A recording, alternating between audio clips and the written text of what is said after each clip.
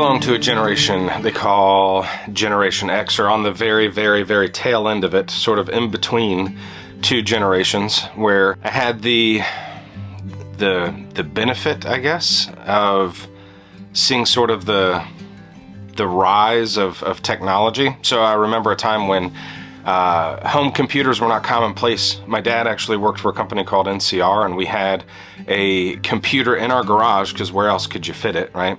That he was able to take home and mess with. And, I remember, you had to be some kind of like genius to work it. And it was all this DOS prompt stuff. You remember this? Where you had to actually type in such and such / this file, blah, blah, blah. And then sometimes it worked, sometimes it wouldn't. You have to redo it. I was a latchkey kid. I was coming home from school when I was probably about 7 years old, staying home alone for a few hours till my parents came home from work, playing with G.I. Joes, watching Lassie, Dennis the Menace on Nickelodeon. We still had a rotary phone, so when I got home I had to dial on the rotary phone to let her know that I'd gotten home. Interesting little time there, and I think one of the things that generation has contributed to society today, in some bad ways, it's had some negative consequences, is this idea of no labels. Don't label me. I don't like to put labels on things, as if labels were only ever pejorative. I think today we try to avoid labels because we think by doing so that we can appeal to the largest number of people. We tend to think that labels can divide people, and while that can be true, that can absolutely be true, labels are actually really helpful.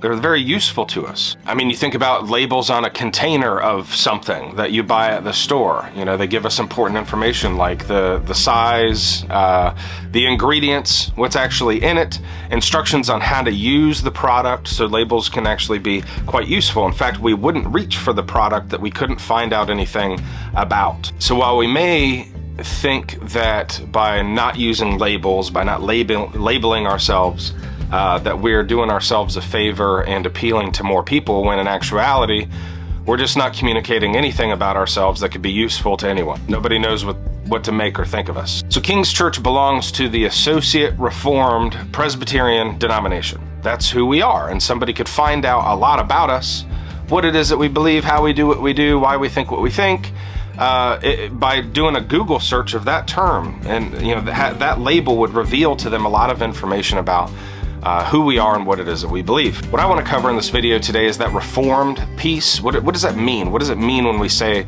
well, that's a reformed church, or that's reformed theology, or I'm reformed? What is it that we're communicating to people when we say that? What I would boil it down to is primarily four things. The first of which is Reformation theology, what we call Reformation theology, things that were coming out of the Reformation as it was unfolding, as it was happening. And those are the five solas.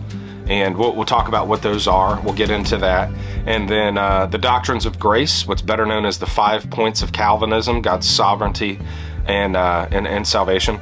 And then confessionalism, creeds and confessions, the place of creeds and confessions, and identifying with that, taking on sort of that label. We'll get into that.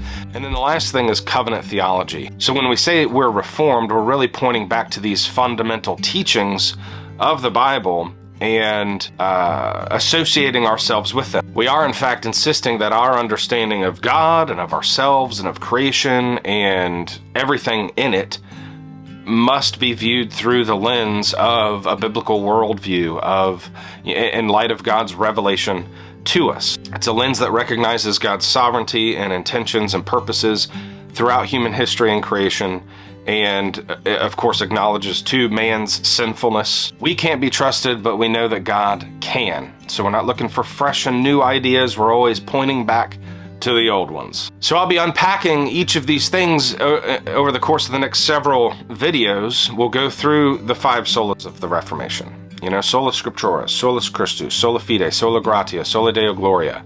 We'll talk about each of those things. We'll talk about sort of the historical moment in time and sort of the Reformers' response to what was going on and why those things were so important, why they held onto those things so tightly.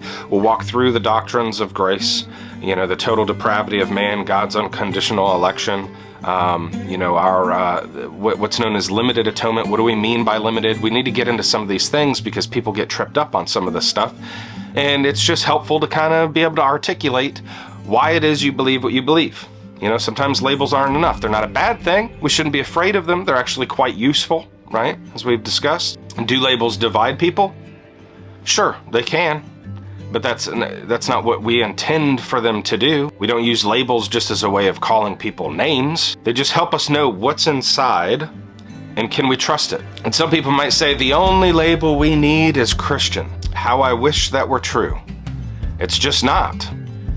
Mormons call themselves Christians, but they have a very different Jesus. They deny the Trinity. They have some very interesting teaching that completely contradicts God's revelation in the Bible.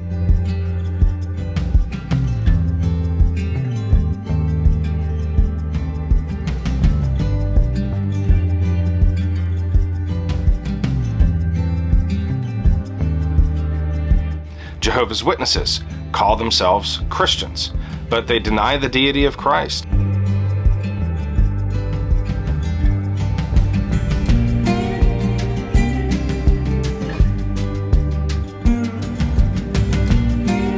That is not a Jesus who can save you. And so unfortunately, we have to be more specific. And so the labels do help us, again, to know what's inside. Can we trust it? What is the authority here? What can we believe about these people based on that label that we can read? And so we are happy to be able to call ourselves Reformed. And over the course of the next several videos, I'll be unpacking more and more of what it is specifically we mean when we say that. So hopefully that'll be helpful to you, and we'll see you in the next video.